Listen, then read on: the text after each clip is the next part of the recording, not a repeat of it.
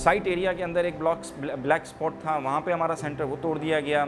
और शारा फैसल पे कुछ इलाकों में थे, लांडी वाला जो था वहाँ पे कायदाबाद की जो चौरंगी है वो भी एक ब्लैक स्पॉट था। एक तो ब्लैक स्पॉट होता है, एक ब्लैक कॉरिडोर भी होता है। आईसीआई ब्रिज से लेके जो लियारी एक्सप्रेसवे तक जो है वो लियारी नदी तक ब्लैक कॉरिडोर था। इसमें सबसे ज़्यादा हलाकतें होती थी कराची के अंदर। इसमें पूरे साल के अंदर 300 हलाकतें थीं और ज़ख्मी इससे 3 से 4 गुना।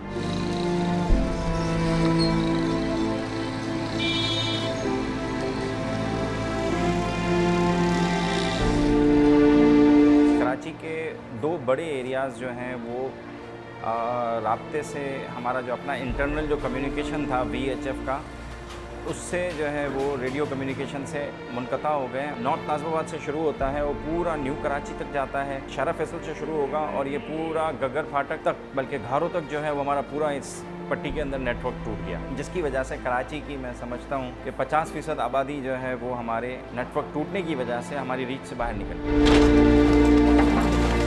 हमारे ख़िलाफ़ जो इंतकामी कार्रवाई की गई है, इसके बाद भी हम उनके साथ खड़े हैं और इंशाअल्लाह जब तक जो है वो लड़ते रहेंगे। वहाँ के जो मुतासरीन हैं, ये इनको कहते हैं ये इंक्रोचर्स हैं, गलत है। बैनुल-अक़वामी इदारों ने और पाकिस्तानी अदालतों ने इन जो सर्कुलर रेलवे के जो मुतासरीन हैं, इनको मुतासरीन कहा है, अब इंक्रोचर नहीं कहा जाता है। तो किसी घर में 3 ख़ानदान, किसी घर में 4 ख़ानदान, तो तकरीबन 10-15 हज़ार ख़ानदान जो है वो कराची में बेघर होंगे।